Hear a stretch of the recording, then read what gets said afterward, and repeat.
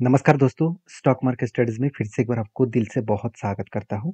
तो आज मैं फिर से आपके सामने कुछ इम्पोर्टेंस कंपनी के अपडेट शेयर करने वाला हूँ। तो इस वीडियो को पूरा लास्ट तक ज़रूर देखिएगा क्योंकि वीडियो के अंदर सिर्फ कंपनी के डिटेल्स नहीं, कुछ इम्पोर्टेंस पॉइंट अपडेट भी है, जो आपको बहुत हेल्प करेगा फ्यूचर में आपको कुछ एक्स्ट्रा इन्फॉर्मेशन पाने के लिए। तो फर्स्ट जो कंपनी है जिसके बारे में चर्चा करूँ, उसका नाम है रेलवे विकास निगम लिमिटेड, जिसको हम लोग आरबीएनएल नाम से जानते हैं। तो रेलवे विकास निगम लिमिटेड आरबीएनएल, इस कंपनी के बारे में एक चीज़ मैं आपको बता दूं, कंपनी का जो मार्केट कैप है करीबन 54,600 करोड़ के आसपास है और कंपनी के पी रेशियो 37 के आसपास है और कंपनी का R O C R O दोनों ही आपको अच्छा खासा देखने को मिला। जैसे आर ओ सी 17% के आसपास है और R O E return of equity 20% के आसपास देखने को मिले। तो इंडस्ट्रीज पी रेशियो 17 के आसपास है और एनुअली इनकम 1400 करोड़ के आसपास देखने को मिला। तो इतने सारे पॉइंट्स मैं आपको क्यों बता रहा हूँ, क्योंकि कंपनीज में जो ग्रोथ है वो किस लेवल में हो रहा है वो आपको देखना चाहिए। सबसे इम्पोर्टेंट पॉइंट कंपनी के जो क्वार्टरली रिजल्ट, देखिए रिजल्ट कंपनी के बीच में रिजल्ट थोड़ा सा खराब हो गया, मतलब लास्ट जो क्वार्टर गया दिसंबर का, तो क्वार्टर 3 में रिजल्ट थोड़ा सा कम हो गया और उसके चलते कंपनी का नेट प्रॉफिट में भी थोड़ा सा इम्पेक्ट आया। अभी लोगों का कहना है कि क्वार्टर 4 में जो रिजल्ट आने वाले हैं, क्या वहाँ पे भी कम देखने को मिलेगा? मुझे नहीं लग रहा वहाँ पे आपको कम दिखेगा, क्योंकि कंपनी का नेट प्रॉफिट जो till two month TTM till two month में जो प्रॉफिट देखने को मिला वो करीबन 1455 करोड़ के आसपास है। यहाँ से एक अंदाजा लग रहा है कि कंपनी का इस बार करंट ईयर में कंपनी का सेल्स भी बढ़ेगा और उसके साथ साथ कंपनी का प्रॉफिट मार्जिन भी बढ़ने का उम्मीद है। अभी देखिए, अभी क्या होगा क्या नहीं होगा वो तो बाद में पता चलेगा, मगर चार्ट देखने के बाद मुझे लग रहा है थोड़ा सा अभी भी प्रेशराइज है, क्योंकि देखिए कंपनी के ऊपर जब यहाँ पे करेक्शन हुआ था, यहाँ पे एक रेंज बना था, मैंने आपको बताया कि दो तरीके से सिनेरियो बन सकते हैं। आइदर अगर ऊपर ब्रेक करे तो ऊपर जा सकते हैं, अगर नीचे ब्रेक डाउन करे तो बड़ा फॉल हो सकता है। तो एक यहाँ पे रेंज क्रिएट हुआ, उस रेंज को ब्रेकआउट तो किया मगर वो ऊपर नहीं जा पा रहा है क्योंकि वॉल्यूम बहुत वीक हो रहा है। उसके साथ साथ ऊपर साइड में जितने सारे कैंडल बने, आप ध्यान से देखना इस कैंडल को, ऊपर में विक्स ज़्यादा है, बॉडी नीचे छोटा है, मतलब विक्स बड़ा है ऊपर साइड में और बॉडी नीचे ढलता हुआ देखने को मिला है। इसका मतलब यहाँ पे प्रेशराइज है सेलर का, तो सेलर का प्रेशराइज है, इसका मतलब करेक्शन हो सकते हैं, कहाँ तक आ सकते हैं, जो इसका स्ट्रांगली सपोर्ट है। तो सपोर्ट कहाँ पे है? मुझे लग रहा है फर्स्ट जो सपोर्ट है वो 197 लेवल तक सपोर्ट आ सकते हैं। 197 180 लेवल तक भी सपोर्ट आ सकते हैं, सॉरी 180 नहीं 190 तक यहाँ पे सपोर्ट आ सकता है, क्योंकि यही लेवल स्ट्रांग है। इसको ब्रेक किया उसके बाद ऊपर गया तो धीरे धीरे करके नीचे आ सकते हैं, मगर कंपनी के ऊपर एक गुड न्यूज़ है, जो गुड न्यूज़ कंपनी को आगे बढ़ा सकते हैं। जैसे आरबीएनएल के ऊपर गुड न्यूज़ ये है कि आरबीएनएल जो है bags Indian rupees 474 million contract from central railway. तो सेंट्रल रेलवे से कंपनी को एक कॉन्ट्रैक्ट मिला 474 मिलियन का, तो एक अच्छा खासा कंपनी का बड़ा प्रोजेक्ट मिला है, क्योंकि इस तरीके से प्रोजेक्ट बहुत बार कंपनी को मिल चुके हैं और बहुत सारे वंदे भारत का ट्रेन का भी प्रोजेक्ट मिला, बहुत सारे कंस्ट्रक्शन के भी प्रोजेक्ट मिला।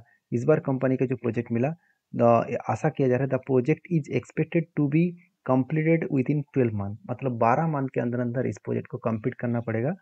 और अगर कंप्लीट टाइम टू टाइम नहीं कर पाए तो नेक्स्ट जो टेंडर किसी कंपनी इसको देने वाले हैं तो वो शायद डिले हो जाएगा और शायद ना भी मिल पाए। तो इसीलिए कंपनी कोशिश करेगा, जी जान लगा देंगे इस तरीके से प्रोजेक्ट को कंप्लीट करने के लिए, क्योंकि कंपनी का जो बैलेंस शीट है, आप एक चीज़ों को नोटिस करना, कंपनी को लगातार प्रोजेक्ट मिलते चले जा रहे हैं। एक टाइम सर 180 करोड़ का प्रोजेक्ट था, आज 1100 करोड़ के आसपास प्रोजेक्ट बन चुके हैं, मतलब 5 टाइम्स कंपनी का प्रोजेक्ट बढ़ चुके हैं। तो इस चीज़ों को समझ कर काम करिए। और रही बात कंपनी के चार्ट पैटर्न का, पहले मैं डिस्कशन कर चुका हूँ, मैं अभी बुलिश नहीं हूँ, मुझे थोड़ा सा बेरिश मोमेंटम देखने को मिला, इसलिए मैंने कोई ट्रेड नहीं लिया, क्योंकि अभी कोई भी सिचुएशन ऐसा नहीं बना कि कोई ट्रेड लिया जाए।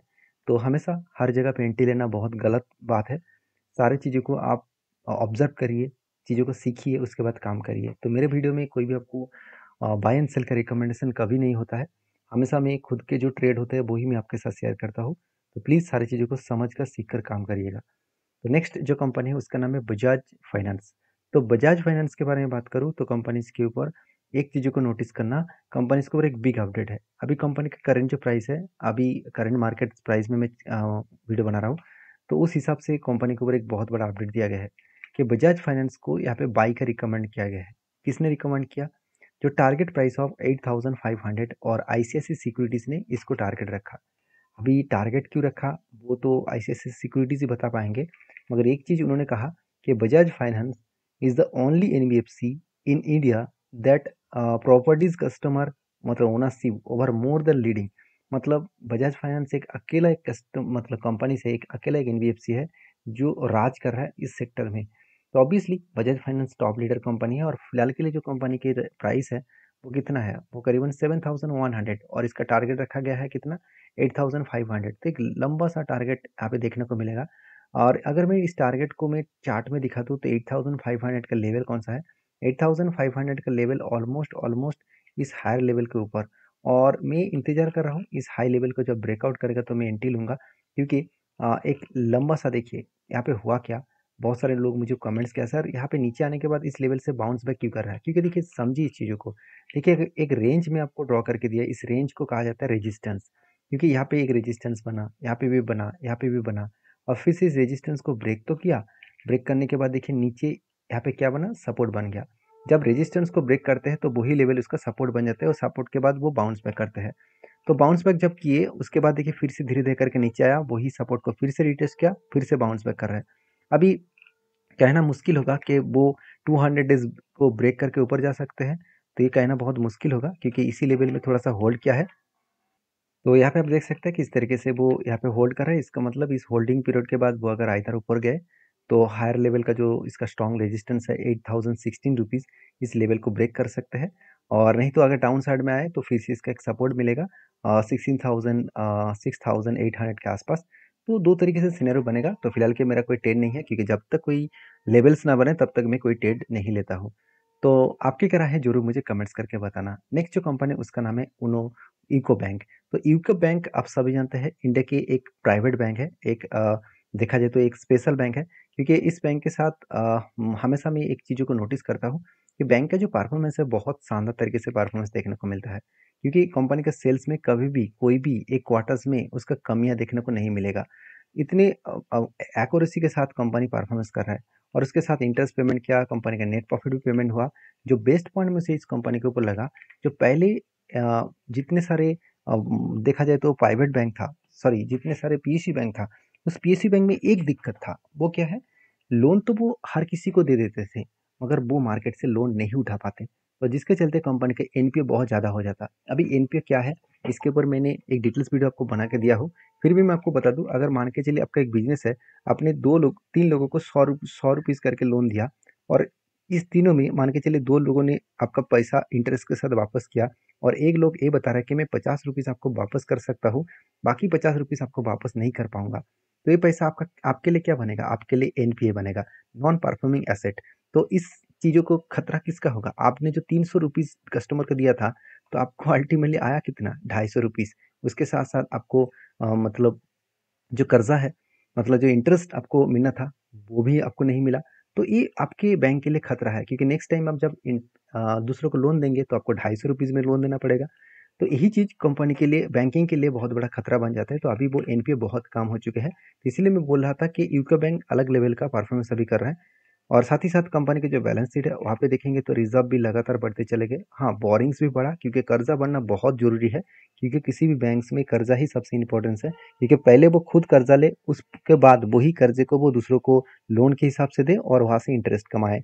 तो यही साइकिल्स चलते रहते हैं। इस साइकिल्स के ऊपर आपको फोकस रखना होगा, और इन्वेस्टर भी शायद इसीलिए इस कंपनी के ऊपर भरोसा करना स्टार्ट किया है, मगर हुआ कुछ उल्टा, क्योंकि प्रोमोटर ने माल नहीं बेचा तो इसलिए इंस्टीट्यूशन खरीदारी भी नहीं कर पाए। और रही बात इस कंपनी के टेक्निकली चार्ट पैटर्न्स का, तो मैं बहुत पहले से ही एक एंट्री लेके रखा हूँ, क्योंकि लंबा जानने के हिसाब से एक पैटर्न्स बना, वो पैटर्न्स कुछ इस तरीके से बना, शोल्डर बना, बिग हेड बना, उसके बाद शोल्डर बना, और फाइनली ब्रेकआउट हुआ। और मेरा जो टारगेट है वो 80% के आसपास में टारगेट लेकर चल रहा है, और शानदार तरीके से ब्रेकआउट होने के बाद एक जबरदस्त जंप देखने को मिला था, और उसके बाद करेक्शन हुआ। मैं हमेशा बोलता हूँ कि ऐसे नहीं कि जब भी ब्रेकआउट करेगा वो टारगेट तक ही जाएगा, कभी ना कभी वो रुकेगा, कभी ना कभी वो वापस आएगा, और अगर रिटेस्ट करके वो वापस जा रहा है तो सोचिए वो टारगेट आपको जरूर मिलने का चांसेस है। बाकी यूको बैंक के ऊपर दो तरीके से टारगेट मिला, पहले तो एक एंटी यहाँ पे मिला है, सेकंड टाइम एंटी यहाँ पे भी मिला, एक रेंज के बेसिस में। इस तरीके से कंटिन्यूसली यहाँ पे बाइंग रेंज बना, जो कंटिन्यूसली बाइंग रेंज बन चुके हैं 46%। अगर इस नीचे लेवल को टच करेंगे तो मैं यहाँ पे ऑब्वियसली एक बाइंग रेंज के हिसाब से टेल लेने वाला हूँ। जो टारगेट निकल के आएगा आएगा करीबन 46% के आसपास, अराउंड 61 रुपीज़ के आसपास। तो इस तरीके से रेंज के बेसिस में भी टारगेट बना और कफ विद 100 पैटर्न्स के बेसिस में भी टारगेट बना। तो दो तरीके से यहाँ पे मैं चीज़ों को आपको समझा चुका हूँ। तो अगर आपको किसी ट्रेड्स यहाँ पे लेना है तो आपके रिस्क के हिसाब से आपके जो एडवाइज़र है उसके साथ बातचीत करके लीजिए, क्योंकि ये मेरे तरफ से कोई भी रिकमेंडेशन नहीं है। मैं कभी भी किसी को रिकमेंडेशन नहीं करता हूँ। मैं सारी चीज़ मेरे खुद के ट्रेड के बेसिस में, मेरे पॉइंट ऑफ बेसिस में मैं आपके साथ शेयर करता हूँ। तो नेक्स्ट जो कंपनी है जिसके बारे में चर्चा करूँ उसका नाम है इंटीग्रेटेड इंडस्ट्रीज लिमिटेड। तो इंटीग्रेटेड इंडस्ट्रीज लिमिटेड एक छोटा सा कंपनी है, एक माइक्रो कैप टाइप कंपनी है। तो इसके ऊपर मैं बातचीत क्यों कर रहा हूँ, क्योंकि कंपनी के ऊपर एक जबरदस्त परफॉर्मेंस होने के बाद, एक धमाका परफॉर्मेंस होने के बाद, 100 रुपीज़ का कंपनी 600 तक जाने के बाद मैनेजमेंट ने एक बहुत बड़ा अनाउंसमेंट ले लिया, मतलब अनाउंसमेंट कर दिया, वो है बोनस का। 16 ऑफ अप्रैल में कंपनी एक के बदले एक शेयर आपको बोनस के हिसाब से देने वाले है। तो जो लोग बोनस के शौकीन हैं तो उसके लिए बता दूं, कंपनी इसके ऊपर एक बार स्टडी करिए, उसके बाद कुछ डिसीजन जरूर लीजिएगा। तो मिलते हैं नेक्स्ट वीडियो में, तब तक के लिए धन्यवाद।